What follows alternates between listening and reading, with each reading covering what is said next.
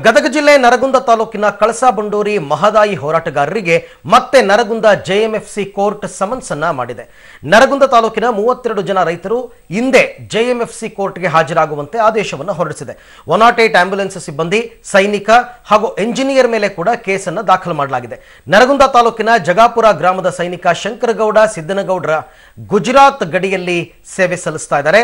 ಅದೇ ಗ್ರಾಮದ ಕುಮಾರ್ ಬಾರ್ಕೇರ್ ಉಡುಪಿಯಲ್ಲಿ 108 ಸಿಬ್ಬಂದಿಯಾಗಿ ಸೇವೆ ಸಲ್ಲಿಸ್ತಾ ಇದ್ದಾರೆ. ಇನ್ನು ರೋಣದ ಚರಣ್ ರಾಜ್ ಜಾಣಮಟ್ಟಿ ತೋರಣಗಲ್ನಲ್ಲಿ ಕೆಲಸ ನಿರ್ವಹಿಸ್ತಾ ಇದ್ದಾರೆ. ಐಪಿಸಿ ಕಲಂ 143, 147, 323, 353, 427, 436, 504, 506 ಮತ್ತು 149 ಅಡಿ ಕೇಸನ್ನು ದಾಖಲು ಮಾಡಲಾಗಿದೆ. ಈ ಹಿಂದೆ ಸಿಎಂ ಸಿದ್ದರಾಮಯ್ಯನವರು ರೈತ ಹೋರಾಟಗಾರರ ಮೇಲಿನ ಕೇಸನ್ನು ಹಿಂಪಡೆದುಕೊಳ್ಳೋದಾಗಿ ಹೇಳಿದರು. ಆದರೆ ಇನ್ನೂ ಸರ್ಕಾರ ಕೇಸನ್ನು ವಾಪಸ್ ಪಡೆದಿಲ್ಲ. ಹಾಗಾಗಿ ಕೋರ್ಟ್ ಸಮನ್ಸ್ ನೀಡೋದ್ರಿಂದ ಇವರೆಲ್ಲರೂ ಆತಂಕಕ್ಕೆ ಒಳಗಾಗಿದ್ದಾರೆ. ಈ ಬಗ್ಗೆ ಮತ್ತಷ್ಟು ಮಾಹಿತಿಯನ್ನು ಪಡೆಯೋಣ ನಮ್ಮ ಪ್ರತಿನಿಧಿ ಭೀಮನಗೌಡ ಪಾಟೀಲ್ ಅವರಿಂದ. ಭೀಮನಗೌಡ, ಈ ಹಿಂದೆನೇ ಮುಖ್ಯಮಂತ್ರಿಗಳು ಹೇಳಿದ್ರು ರೈತರ ಎಲ್ಲ ಕೇಸ್ಗಳನ್ನು ವಾಪಸ್ ತಗೋತೀವಿ ಅಂತ. ಇದ್ದಕ್ಕಿದ್ದಂತೆ ಮತ್ತೊಮ್ಮೆ ಆದೇಶ ಅಂದ್ರೆ ನೋಟಿಸ್ ಬಂದಿರತಕ್ಕಂಥದ್ದು. ಇದು ನಮ್ಮ ಕೇಸನ್ನ ವಾಪಸ್ ತಗೊಂಡಿದ್ದಾರೆ ಅಂತಾನೆ ಗೊತ್ತಿರಲಿಲ್ವಾ ಹಾಗಾದ್ರೆ ಇವ್ರಿಗೆಲ್ಲರಿಗೂ, ಅಥವಾ ತಗೊಂಡಿಲ್ಲ ಅಂತ ಗೊತ್ತಿಲ್ವಾ? ಯಾಕೆ ಈ ಗೊಂದಲ ಅಂತ? ಅರವಿಂದ್, ಏನು ಈ ನರಗುಂದ ಭಾಗದ ಹೋರಾಟಗಾರರಿಗೆ ಒಂದ್ ರೀತಿ ದೊಡ್ಡ ಆತಂಕ ಈಡಾಗಿದೆ ಅಂತಾನೆ ಹೇಳ್ಬೋದು. ಒಂದ್ ಕಡೆ ಸಿಎಂ ಸಿದ್ದರಾಮಯ್ಯನವರು ಹೇಳ್ತಾರೆ ಹೋರಾಟಗಾರರ ಮೇಲಿನ ರೈತರ ಎಲ್ಲಾ ಕೇಸುಗಳನ್ನ ಹಿಂಪಡೆದುಕೊಳ್ತೀವಿ ಅಂತ. ಮತ್ತೊಂದೆಡೆ ಈ ತರ ಪ್ರತಿ ತಿಂಗಳಿಗೊಂದ್ಸರಿ ಅಥವಾ 2-3 ತಿಂಗಳಿಗೊಂದ್ಸರಿ ಈ ತರ ರೈತರಿಗೆ ಒಂದ್ ರೀತಿ ಸಮನ್ಸ್ ಜಾರಿ ಮಾಡ್ತಾರೆ ಜೆಎಂಎಫ್ಸಿ ಕೋರ್ಟ್ ಇಂದ. ಹೀಗಾಗಿ ಒಂದ್ ರೀತಿ ರೈತರು ದೊಡ್ಡ ಆತಂಕಕ್ಕೀಡಾಗಿದ್ದಾರೆ ಅಂತಾನೆ ಹೇಳ್ಬೋದು. ಇನ್ನೊಂದೇನಂತಂದ್ರೆ ಈ ಪ್ರಮುಖವಾದ ಮುಖ್ಯ ವಿಚಾರ ಅಂದ್ರೆ ಈ ಹೋರಾಟದಲ್ಲಿ ಪಾಲ್ಗೊಳ್ಳದೇ ಇರುವಂತಹ 3 ಜನರಿಗೆ ಒಂದ್ ರೀತಿ ಸಮನ್ಸ್ ನೋಟಿಸ್ ಜಾರಿ ಮಾಡಿದ್ದಾರೆ ಅಂತಾನೆ ಹೇಳ್ಬೋದು. ಯಾಕಂತಂದ್ರೆ ಒಬ್ರು ಉಡುಪಿಯಲ್ಲಿ 108 ಆಂಬ್ಯುಲೆನ್ಸ್ ನ ಚಾಲಕರಾಗಿರ್ತಾರೆ. ಅವರು ಇಲ್ಲಿ ಇರಲ್ಲ ನರಗುಂದದಲ್ಲಿ, ಅವ್ರ ಮೇಲೂ ಕೂಡ ಕೇಸ್ ಹಾಕಲಾಗಿದೆ. ಇನ್ನೊಂದು ಸೈನಿಕರು, ಅವರು ಈಗ ಉತ್ತರ ಪ್ರದೇಶದ ಒಂದು ಗಡಿ ಭಾಗದಲ್ಲಿ ಇರ್ತಾರೆ, ಅವ್ರಿಗೂ ಕೂಡ ಒಂದು ಕೇಸ್ ಹಾಕಲಾಗಿದೆ. ಇನ್ನೊಂದು ಇಂಜಿನಿಯರ್ ಅವರು ಕೂಡ ತೋರಣಗಲ್ದಲ್ಲಿರುವಂತ ಕೆಲಸ ಮಾಡುವಂತವ್ರು. ಹೀಗೆ ಇಂಜಿನಿಯರ್, ಸೈನಿಕರು ಹಾಗೂ 108 ಸಿಬ್ಬಂದಿಗೂ ಕೂಡ ಒಂದ್ ರೀತಿ ಕೇಸ್ ಹಾಕಿ ಒಂದು ದೊಡ್ಡ ಆತಂಕಕ್ಕೆ ಕೂಪಕ್ಕೆ ತಳ್ಳಿದೆ ಸರ್ಕಾರ ಅಂತಾನೆ ಹೇಳ್ಬೋದು ಅರವಿಂದ್. ಓಕೆ ಭೀಮನಗೌಡ, ಇನ್ನು ಶ್ರೀಶೈಲ್ ಅಂತ ಮಹದಾಯಿ ಹೋರಾಟಗಾರರು ನಮ್ಮ ಜೊತೆ ದೂರವಾಣಿ ಸಂಪರ್ಕದಲ್ಲಿದ್ದಾರೆ. ಸರ್ ನಮಸ್ಕಾರ. ನಮಸ್ತೆ ಸರ್. ಅಲ್ಲ, ಆ ಜಾಗದಲ್ಲಿ ಇಲ್ಲದೆ ಇರೋ ವ್ಯಕ್ತಿಗಳನ್ನೆಲ್ಲ ಹುಡುಕಿ ಕೇಸ್ ಹಾಕಿದ್ ಒಂದ್ ಕಡೆ ಆದ್ರೆ, ಎಲ್ಲ ರೈತ ಹೋರಾಟಗಾರರ ಕೇಸನ್ನ ವಾಪಸ್ ಪಡಿತೀವಿ ಅಂತ ಸಿದ್ದರಾಮಯ್ಯನವ್ರು ಹೇಳಿ ಈಗ ಮತ್ತೊಂದು ನೋಟಿಸ್ ಬಂದಿದೆ ಅಂತಂದ್ರೆ, ಹಾಗಾದ್ರೆ ಸರ್ಕಾರ ಹೇಳೋದೊಂದು ಮಾಡೋದೊಂದು ಅಂತ ನೋಡ್ರಿ ಸರ್, ಸರ್ಕಾರ ಈ ನಮೂನೆ ಒಂದು ಕಣ್ಣಿಗೆ ಬ್ಯಾನಿ, ಒಂದು ಕಣ್ಣಿಗೆ ಖಾರ ಹಾಕ್ರಂಗ್ರಿ ಇದು. ಈಗ ಒಂದು ಇಲ್ಲಿ ನಾವು ಇವತ್ತಿಗೆ ಯಾರು ಇಲ್ಲಿ ವಿನಯ್ ಕುಲಕರ್ಣಿ ಅವ್ರು ಬಂದಿದ್ರು ಮನ್ರಿ, ಈಗ ಇದ್ದಂತ ರೈತರ ಮೇಲೆ ಇದ್ದಂತ ಕೇಸ್ ವಾಪಸ್ ತಗೋರಿ ಅಂತ ಹೇಳಿ ಹಿಂದೂ ಹೇಳಿವ್ರಿ, ಎಲ್ಲಾ ಕಡೆ ಹೇಳಿವ್ರಿ, ಎಲ್ಲ ತೆಗೆದು ಬಿಟ್ಟೇವ್ ಅಂತ ಹೇಳಿದ್ರಿ.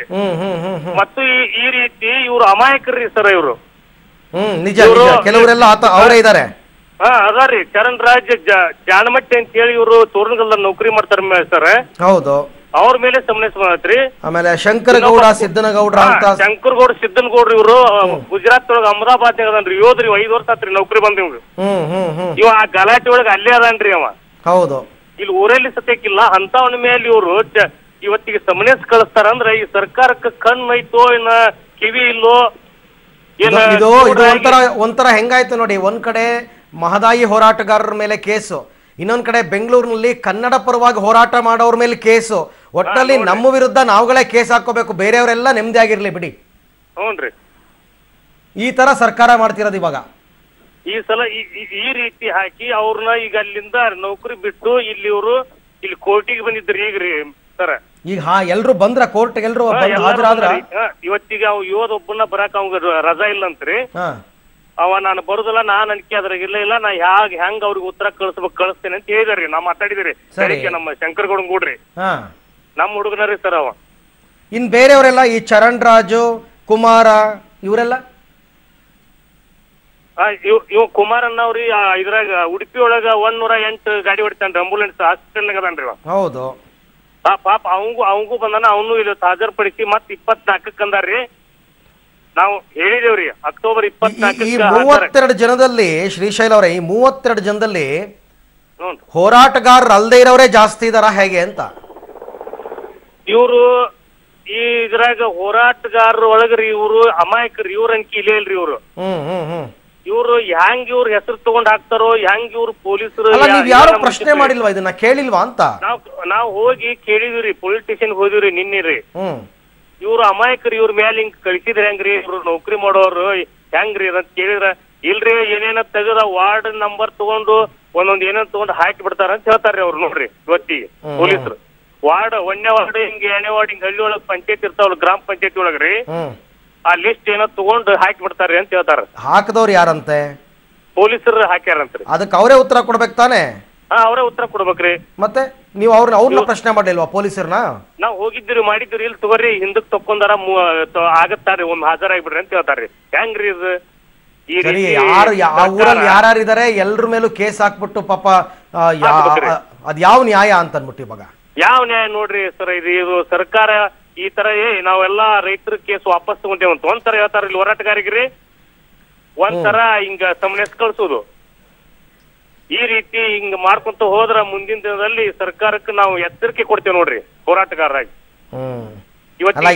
ಎರಡು ವರ್ಷ ಆಯ್ತು 2 ವರ್ಷದಿಂದ ನಿಮ್ ಪರವಾಗಿ ಸರ್ಕಾರ ಅಂತೂ ನಿಲ್ಲಿಲ್ಲ 3ನೇ ವರ್ಷ ಪಾದಾರ್ಪಣೆ ಮಾಡೇವ್ರಿ ಇಂತದ್ರಾಗ ಇವ್ರು ರೈತರ ಮೇಲೆ ಈ ನಮೂನಿ ಸಮನೆಸ್ ಹಾಕುದು ಕೇಸ್ ಹಾಕುದು ಅಂದ್ರೆ ಇದು ಹೋರಾಟ ಹತ್ತಿಕ್ಕುವ ತಂತ್ರ ಅಂತ ನಮ್ದ್ರಿ. ಎಸ್ ಶ್ರೀಶೈಲ್ ಅವರೇ ಥ್ಯಾಂಕ್ ಯು ನಮ್ ಜೊತೆ ಮಾತನಾಡಿದ್ದಕ್ಕೆ ಪಬ್ಲಿಕ್ ಟಿವಿ ಜೊತೆ. ಹಾಗೇನೆ ಭೀಮನಗೌಡ ಪಟೇಲ್ ತಮಗೂ ಕೂಡ ಧನ್ಯವಾದ.